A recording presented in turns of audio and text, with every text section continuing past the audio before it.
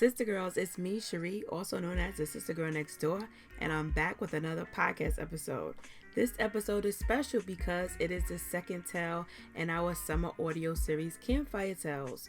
We have rounded up some of the dopest black authors and writers who will be dropping a tale, a short story, or sharing a snippet from their published work. Now, I don't know where you're at, but grab a cool drink and enjoy. The second tale is called Journey by Nia Forrester. This tale was narrated by voice actor 𝘾𝙖𝙢𝙥𝙛𝙞 Brown. Journey, a mistress, wife, mother short story. Written by Nia Forrester. Read by 𝘾𝙖𝙢𝙥𝙛𝙀 Brown. March 20th, Allentown, PA. There was one dude on the block who kept a journal when I was inside. This Muslim brother, and he wrote all the time, day and night. Kept his head down, his lips moving as he wrote. Now, I couldn't tell whether he was praying or talking to himself. The one time I asked him what he was mumbling about, and he smiled. Talking to Allah, my brother, he told me. 𝙾𝙢𝙢𝙥𝙛𝙞𝙧𝙚 𝙾𝙢𝙢𝙢𝙢. His name was Ahmad. And he never got into it with anybody, and everyone left him alone. And he wasn't a prison Muslim. He was a real deal zealot who was inside because he'd beat his teenage daughter to within an inch of her life when he found out she had a boyfriend. I mean, his case was in the papers and on television a lot because folks were still looking cross-eyed at all Muslims because of 9/11. Now, I asked Ahmad about his case one time, which broke code. You weren't supposed to ask anybody about their case, but I asked. Because Ahmad looked like the most peace-loving dude you would ever meet. And seeing on television what he'd done, his own flesh and blood, I just couldn't believe it. That he would do something like that. Man's law or the law of Allah, he responded. Which should I choose? La ilaha illallah Allah. Now, some of the other Muslims told me Ahmad was full of shit and that if he truly followed God's law, he would understand compassion. Now, rumor had it, Ahmad planned to finish the job he started on his daughter when he got out. Now, the only thing I guess I learned from Ahmad was that writing things down can be purifying. So, I'm writing. When I left New York yesterday, it was already dark. Thought about leaving at first light, but didn't know whether I'd want to leave if I waited one more day. Especially after seeing Keisha. She cried before I left. Real tears. Fat drops rolling down her face and dripping off the tip of her chin. And I wanted to stay to comfort her, but knew I couldn't, because then it might get really hard to leave. And I had to, because I have some things to work out. And on top of all that, I'm not sure I trust her. I want her. I like her. Hell, maybe more than like her, but I definitely don't trust her. And what kind of messed up shit is that? To want a woman you can't even trust? So I had to leave. Right now, I'm in a Motel 6 in Allentown, Pennsylvania. I don't know why, except that I saw the exit signs and decided to check it out. Because of that Billy Joel song. From my room, it looks like a depressing place to live. The song was depressing too. Now I think about it. About how some place that was brimming and alive practically died. Now, that's how I feel sometimes. Like, maybe I died when I was inside. Not physically, but in other ways. In prison, I was inmate number 01-B-8746, and now I'm not even that. And I'm not the Jason Holmes who went in either. That cocky bastard got the shit beat out of him 3 days after he went in. So, Who am I now? That's what this journey across country is about. Finding out. Well, I won't write any more tonight. Too tired. A little scared. Wondering what in hell I'm doing traveling hundreds of miles away. Had to tell my PO because I have a 5-year tail on my sentence. He didn't have to approve it, but he did. His name's Chester. Older white dude who looks like he's been doing this for dog years. He has runny eyes, cloudy blue. Behind his glasses, he stared at me when I told him my plan to travel and see the country. Expected him to ask me why or what I was planning to do out there. I expected him to be suspicious, but he didn't seem to be. I hope you find it, he said. I didn't even tell him I was looking for anything. I didn't even know for sure that I was, but I guess I am looking for something. And I hope to God I find it too.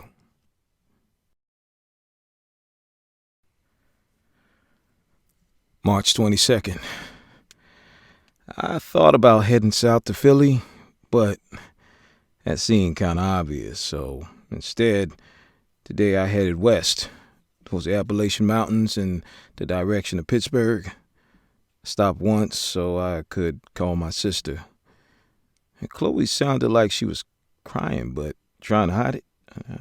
I think she believes I'll never come back. I wanted to tell her that the only way for me to really come back is to go on this trip.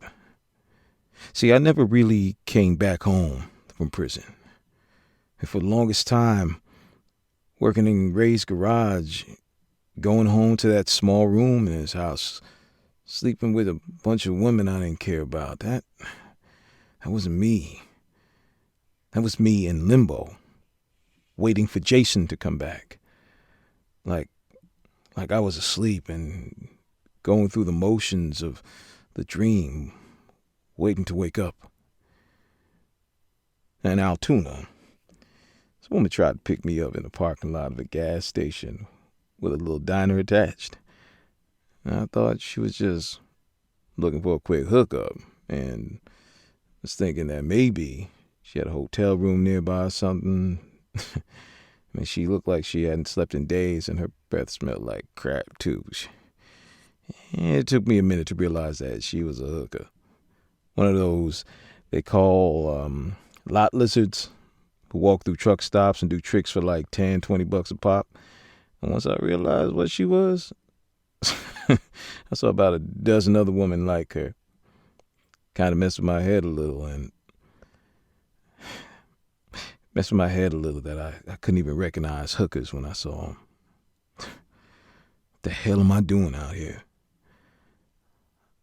My cousin Ty used to pay crackheads to suck his dick once in a while. I could never do it. I mean, when he made fun of me, I told him it was because I was too attached to my dick and I couldn't imagine putting it just anywhere. He looked like he didn't know what the hell I was talking about. Ah, man, Ty. Stupid ass Tyrone. And one of these days I'll stop being mad at him, but I'm sure as hell not there yet. Not even close. I wanted to call Keisha when I found a hotel for the night. Just before I closed my eyes, I thought about her and the way she says my name. Jay, with the A elongated like she's caressing it with her tongue. Caressing it with her tongue. Yeah. That's just what I need to be thinking about right now. Shouldn't be thinking about that or about her at all. So I'm just going to stop. For now, anyway. Till maybe tomorrow.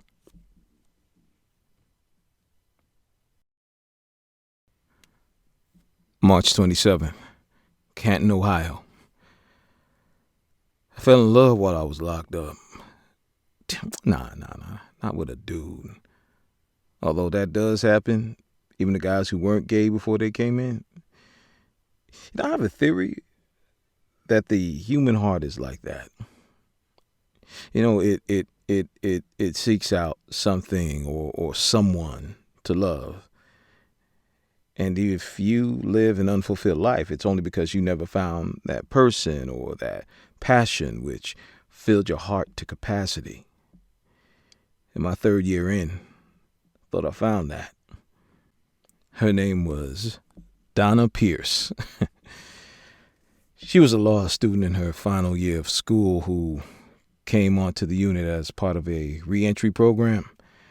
They showed us films about guys on the inside preparing to get out and coming to terms with the things they've done, the time they missed, and the lives they ruined.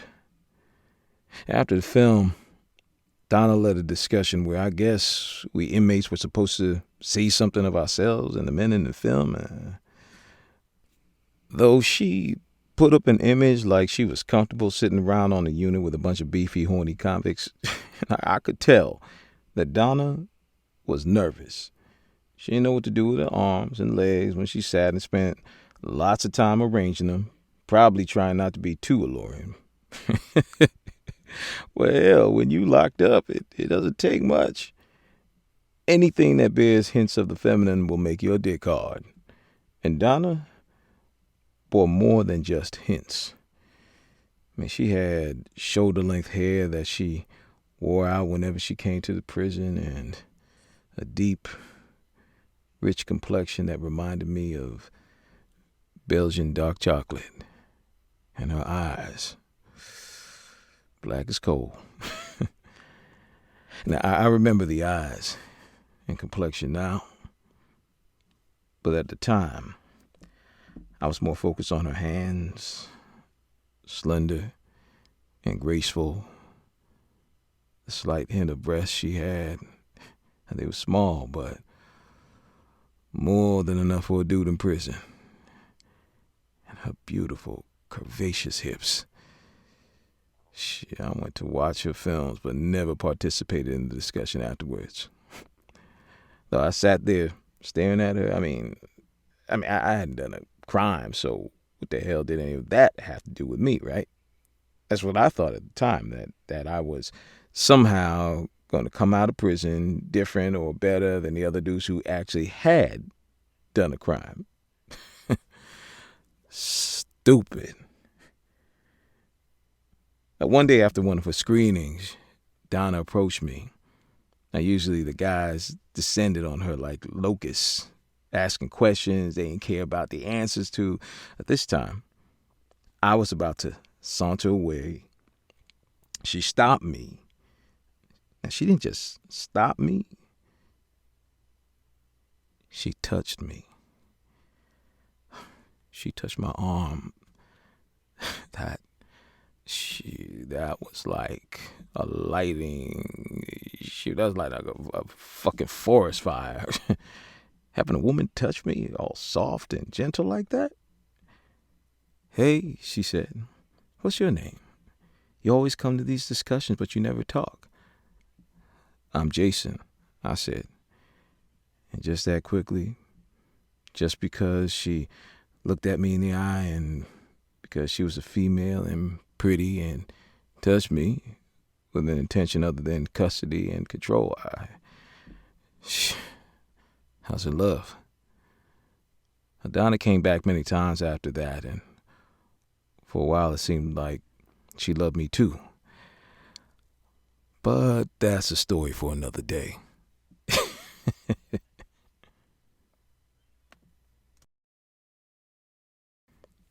April 1st, Toledo, Ohio. The plan was that I would go due west toward Indiana, but a couple of days ago, I woke up and decided that maybe I would drive north to Michigan instead.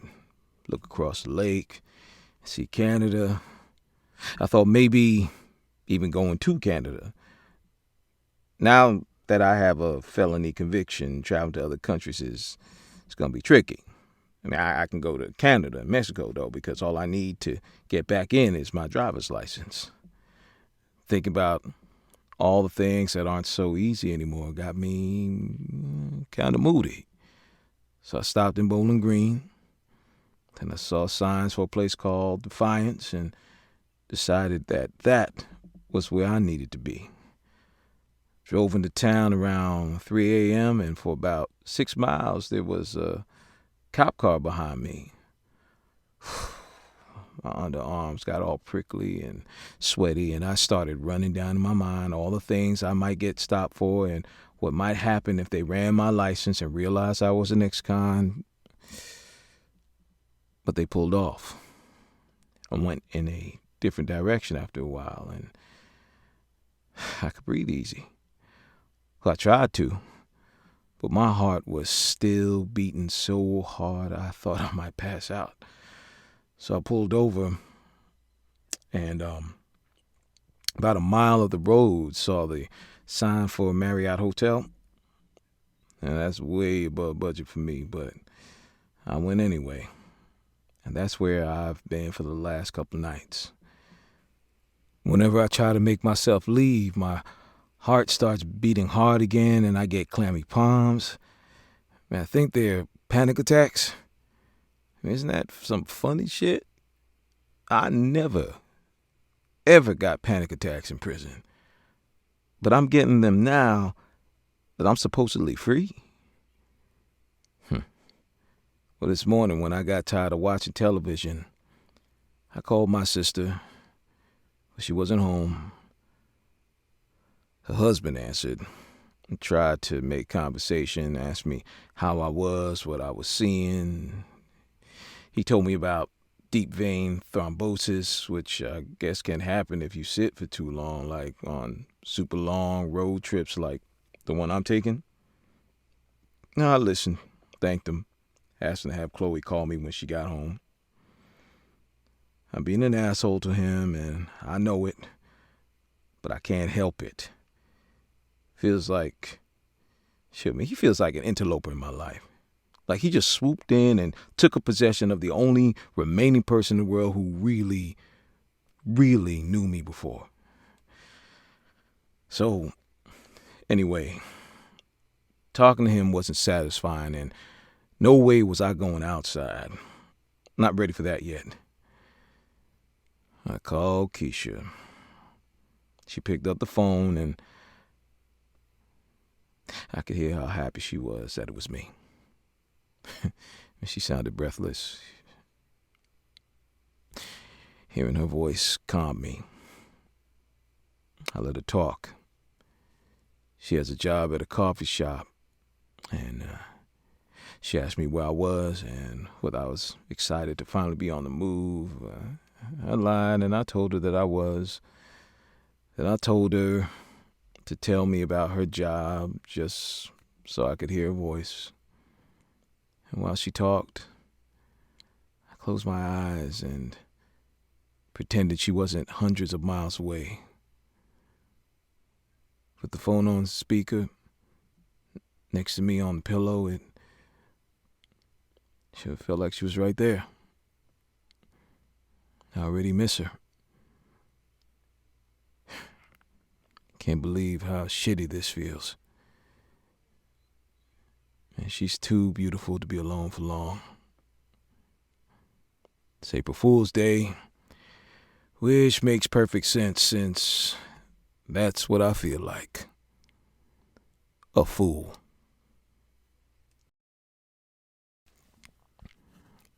April 9th, Deerfield, Michigan. Shit, I am sick of driving already. Hit the road again 2 nights ago after those few days in Ohio.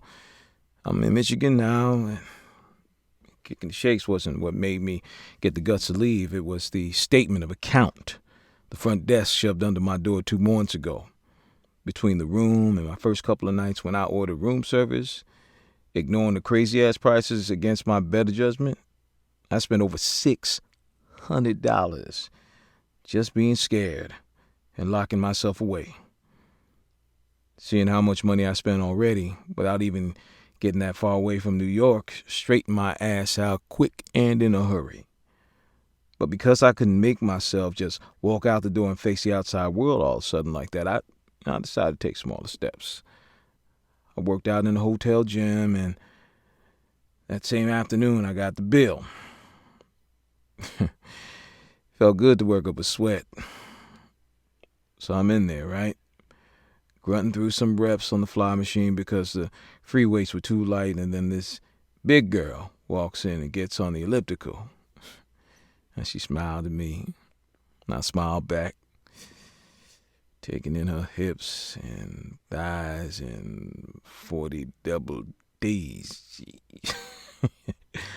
Man, she was sexy and womanly in a way only bigger woman can be. Just soft and... Anyway. It's funny, I never used to like larger chicks. You know? When I went in, I liked hard-bodied girls with legs like varsity cheerleaders and flat, firm stomachs. Now this woman wasn't that. But while I watched her on the elliptical, I almost got hard. Now to counteract all that, I upped the weight, so I would have to concentrate on my form. So I'm clanging around, removing the pins and upping the weight.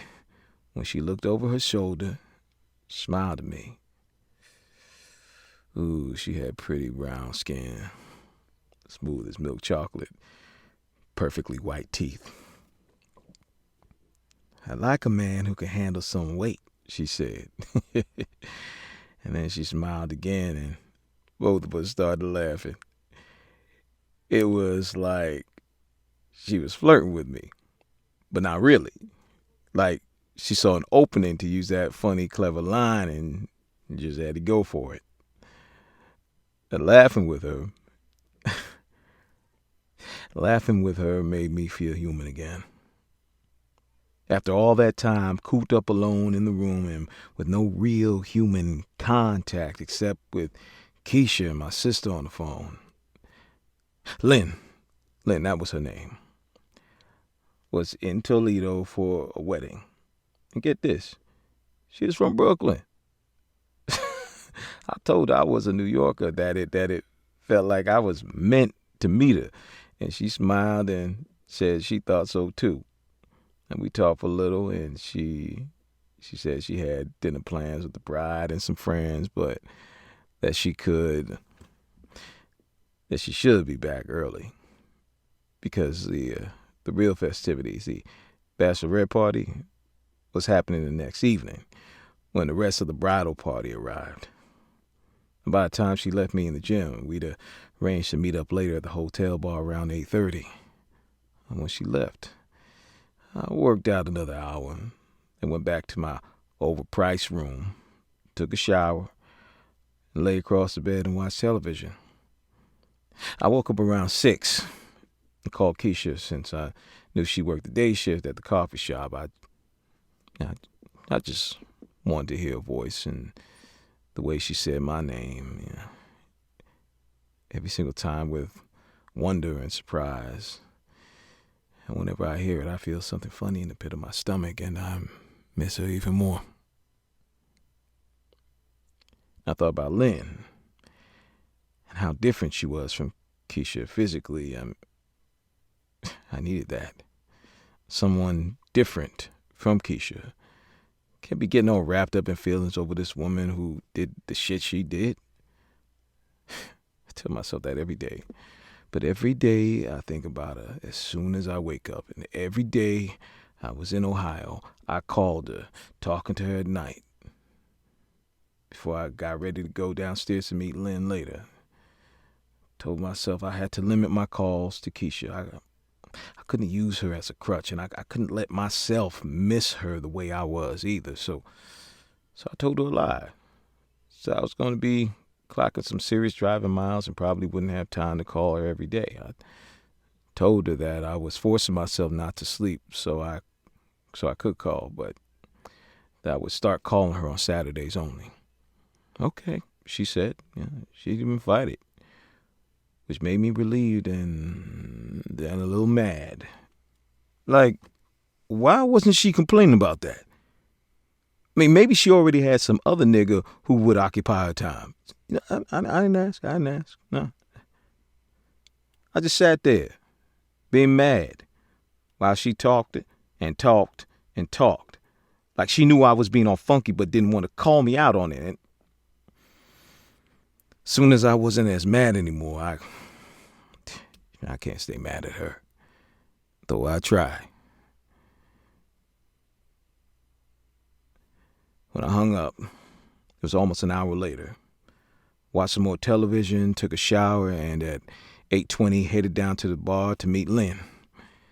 And she was wearing a tight orange dress cut low in the front, high heels. I could see the bartender sneaking a look down her cleavage, and when I slid next to her on the bar stool, I snuck some looks in too. She saw me looking, smiled. "Buy me another drink," she said. I did. And then I got myself a burger and fries, and Lynn didn't want anything because she just gotten back from dinner. Good thing, too, because I was beginning to get worried about the rate of my spending. I ate. She drank the drink I got her. She watched me eat and sucked on that tiny straw with crimson lips, and my dick got hard watching her do it. When I was done eating, she looked at me and said, "Let's not waste any more time down here." She wanted to come to my room, not have me come to hers. Upstairs, I kissed her as soon as the door was shut. She reached for my zipper and immediately fell to her knees. Oh, she sucked me off. And then we toppled over onto the bed, and after a few minutes, I was ready, and she rolled me like I was a prize stallion. It was good. And I only felt a little guilty about Keisha, who isn't even my woman. So, When Lynn got off me, she said, "I enjoyed you." Now that made me smile. I liked her. She's kind of cool chick. I would have called again back in New York, someone I could have seen myself kicking it with. Just casual on those nights when alone isn't what I want. But we weren't in New York. I told Lynn that I was checking out before midnight and hitting the road. I had only just decided that was what I do. After my time with Lynn, I didn't feel like my confidence was restored exactly, but she'd give me just enough of whatever it was I needed to walk out of the hotel and get back in my truck and drive. Now, we did it a couple more times, and I told her I was going to shower again and hit the road. By then, it was already past 11 o'clock. "You never told me where you headed," she asked me. She was pulling her dress back on when she said it. "I don't know," I told her. "I just know I need to get there."